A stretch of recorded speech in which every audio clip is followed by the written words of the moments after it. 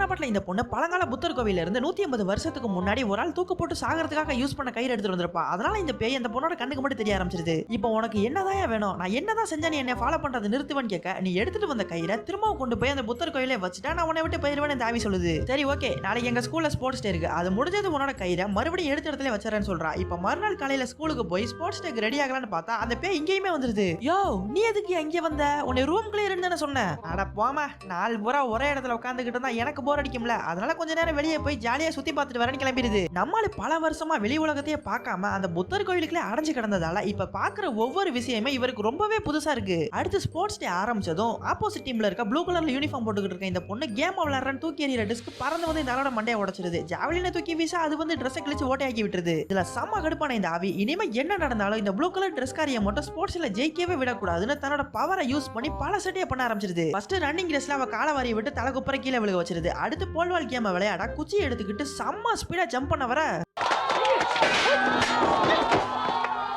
அடுத்ததான் ஹை ஜம்ப்லயாச்சும் ஜெயிச்சிடலான்னு பார்த்தா அங்கேயும் நம்மள கைவரிசையை கட்டி இந்த பொண்ணு அவுட் ஆக்கி விட்டுறாரு. கடைசியில லாங் ஜம்ப் ஒன்னுலயாச்சும் ஃபர்ஸ்ட் வந்துருங்கிற நம்பிக்கையில பயங்கர ஸ்பீடா ஓடி வர இங்கேயே அந்த ஆவி வந்து குறுக்க லாம்போஸ் மாதிரி நிக்குது.